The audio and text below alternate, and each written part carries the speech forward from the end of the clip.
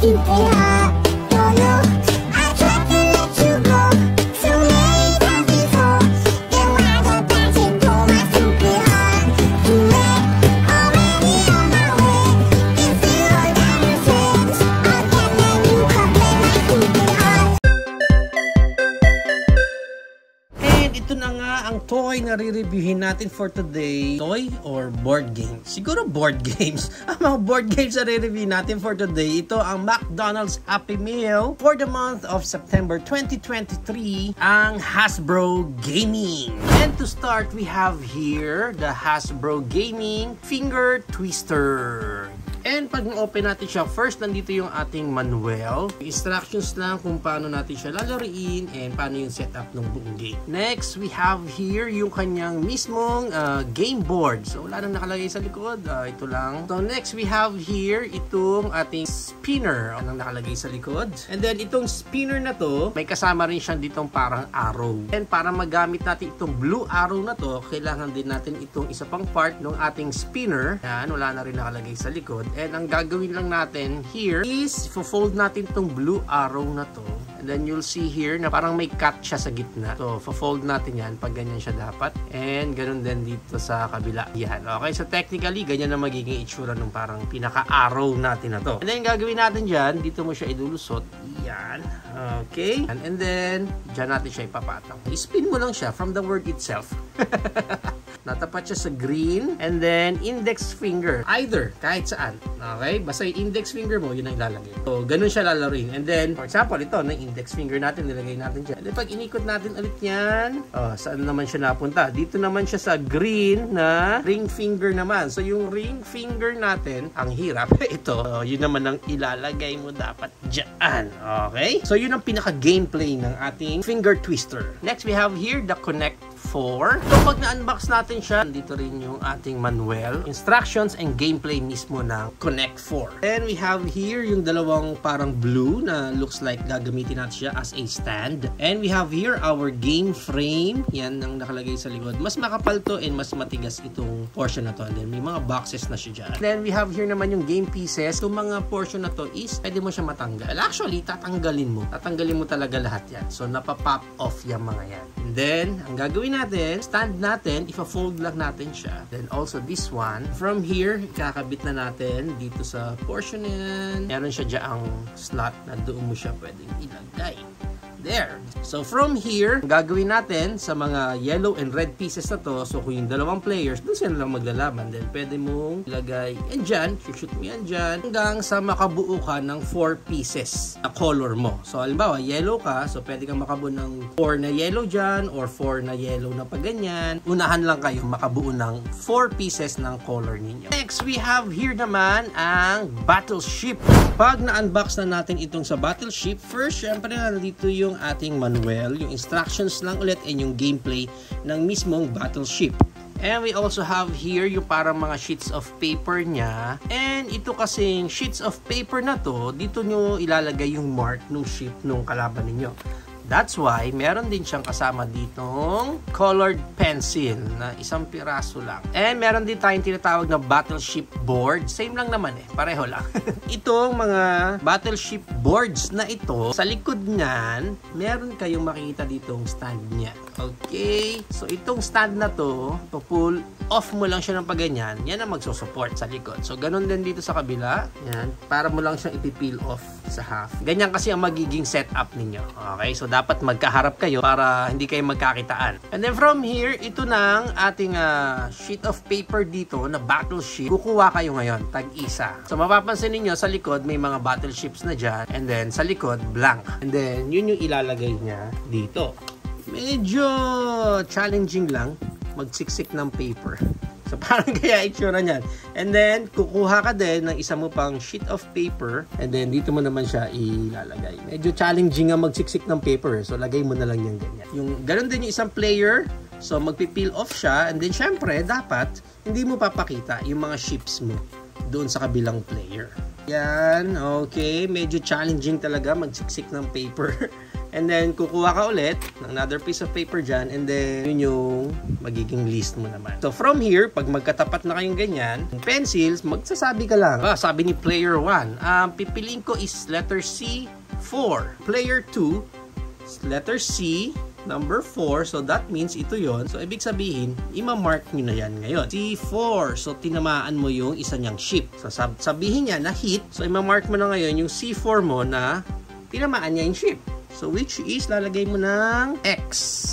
Yan. So, that means, tinamaan mo. Pero, pag na-miss mo yung mark, halimbawa, sinabi niya, E4, wala naman siyang E4 dito.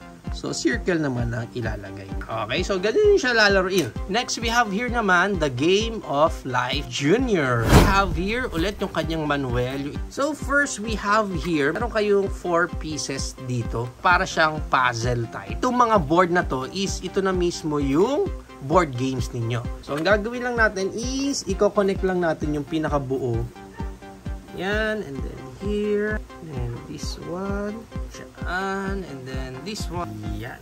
So, yan. So, buo na natin yung board games niya. Actually, once na binuo na natin siya, dapat is nakalapat na lang siya sa table para hindi matanggal yung mga pieces sa isa't isa. And then next, we have here naman yung ating tinatawag na star sheets. Itong mga star sheets na to is pwede mong i-pop off din niya mga. Okay, so natatanggal yung mga stars. And also, we have here our spinner. Itong spinner natin, ganyan ang itsura niya. Wala na sa likod.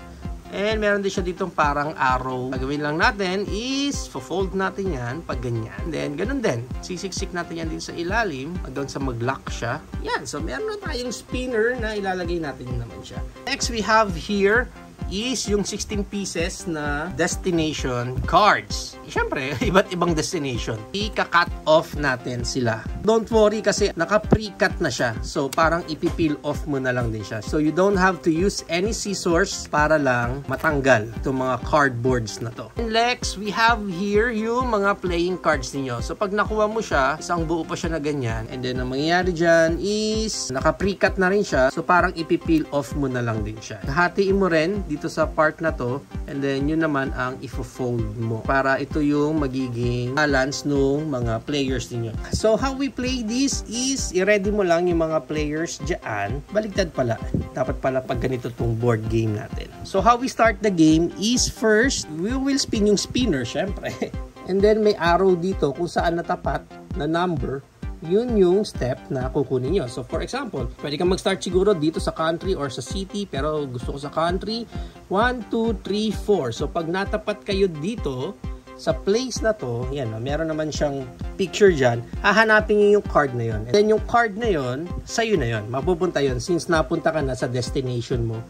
Mag-spin ulit yung next player, kung saan siya matapat. For example, natapat siya dito sa star, automatic yun na kukuha din siya ng star. Ang pinaka-goal lang ng game is lahat kayo makarating dito sa home, and then when you arrive home, you will count all the stars na meron yung each player. Siyempre, yung pinakamadaming destination and yung pinakamaraming stars, siya yung winner natin.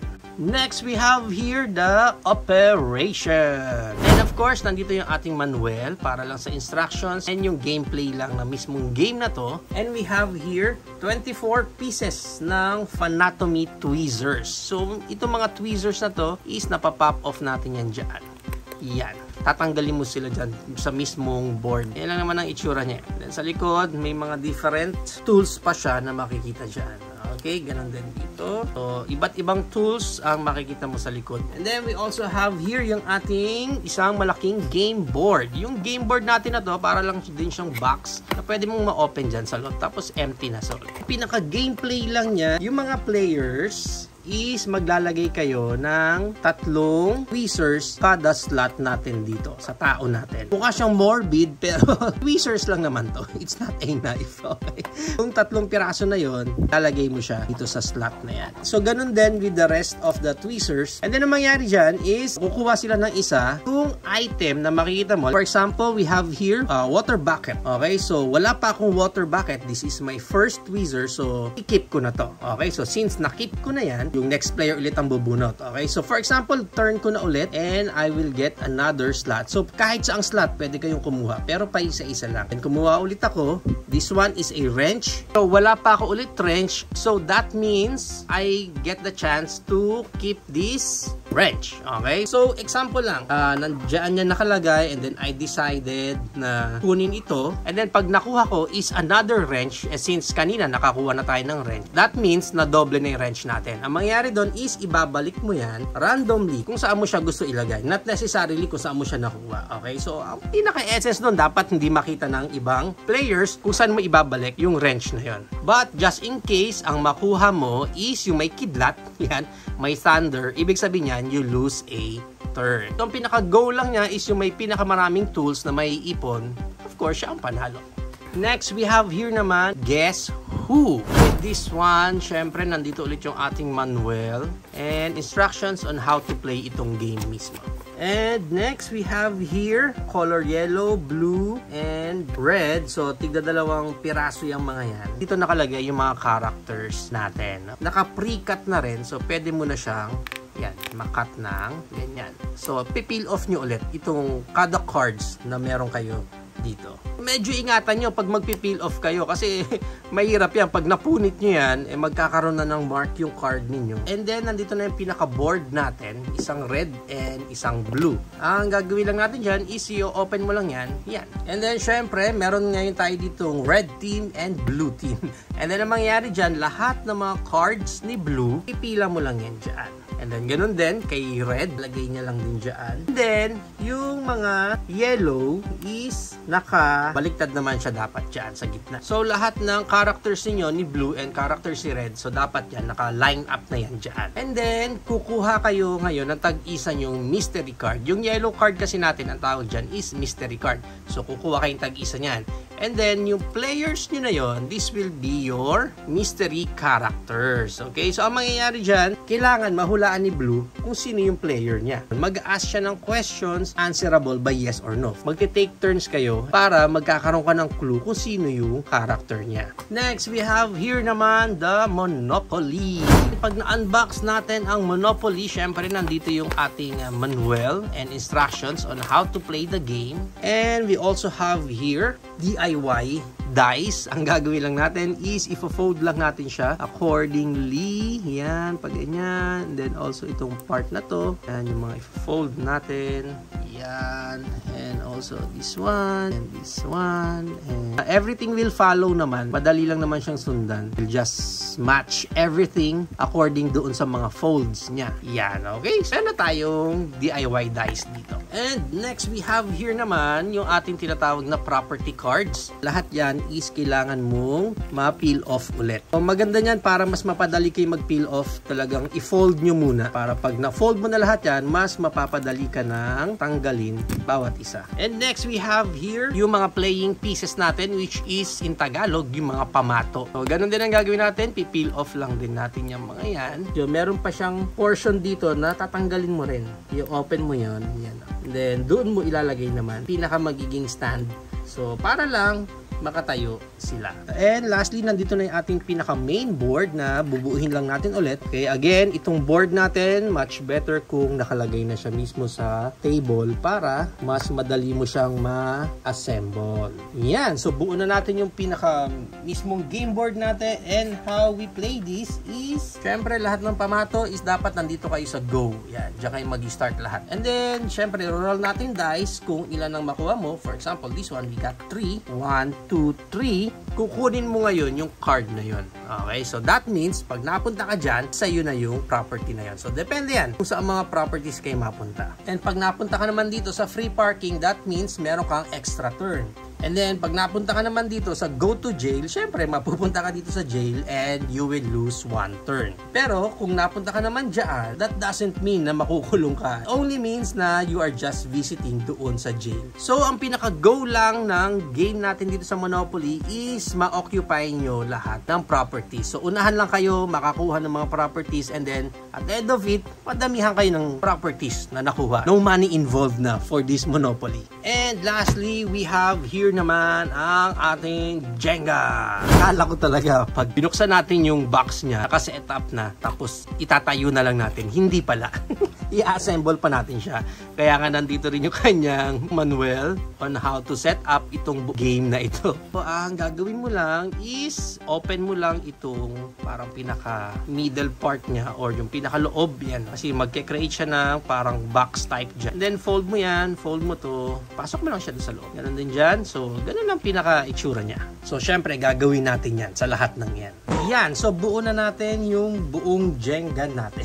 Same rules applies lang na kung saan each player must get a piece ng Jenga and then you will place it on top. You will take turns and then yung each player dapat kukuha ng mga piece na yan and then kailangan mabuo nyo muna yung isang layer na yon. And then, syempre, kanya-kanyang diskarte yan. So, ang pinaka-essence lang ng game is dapat hindi mabagsak ng player yung buong Jenga natin. Bawal kumuha sa pinakataas, at least buo muna yung part na yon bago ka kumuha sa ilalim. Okay? Ang medyo mahirap sa part na to, since walang weight, cardboard lang Napakagaan niya. Laki ang chance na pag naglaro kayo nito sa mahangin na lugar, hahanginin lang yung pinaka-Jenga ninyo. So, dapat hindi ma-fall off lahat nung mga Jenga natin yan. Dahil talo tayo. Okay, so ito na lahat ng ating Hasbro games from McDonald's Happy Meal for the month of September 2023. Para sa inyo guys, which one ang pinaka-favorite nyo sa buong game boards na ito? Please comment it down below, or which one ang meron na kayo sa mga game boards na ito. But for me, ang pinaka nag-expect ako sa lahat is itong Jenga. Well, I thought talaga na yung Jenga nila is made of wood. Pero hindi ko in-expect na hardboard pala siya. Pinaka nagustuhan ko sa lahat is itong Monopoly. Although no money involved sa laro ng Monopoly, which is kinda weird kasi malaki yung part nung pera sa overall gameplay niya. Pero with this one, sinimplify nila, and kahit na sinimplify, baga nandoon pa rin yung enjoyment mo sa game. Ang pinakaayaw ko naman, least favorite ko sa lahat is itong Battleship. Although maganda saan maganda sana yung gameplay ng Battleship, but ang sad part dito is that aasa lang kayo dito sa paper na. Pag naubos tong papers na to, paano na yung game? And then also, medyo nakakalungkot na part for me, the Battleship is walang actual battleships. I was expecting sana na merong kahit cardboard lang din instead of naka-printed lang yung mga ships. And then, wala kang choice kundi kung ano lang yung pwesto niya dito sa paper, yun lang din ang gagamitin mo. So, hindi mo madidiskartihan kung paano mo gusto ipwesto yung mga ships mo. Overall, itong Happy Meal Hasbro game natin, I think nandoon pa rin naman yung fun part niya. Pero, ang maganda dito sa buong set na to, I think ito yung type nung Happy Meal toys na hindi ka required kompletuhin lahat. I think bumalik ka lang ng isang pirasong game and then that's it. Walang ganung pressure regarding this set. Kasi kahit anong set naman ang mapili mo dito or bilhin mo, I'm sure na mag-e-enjoy ka sa bawat isang set na yon.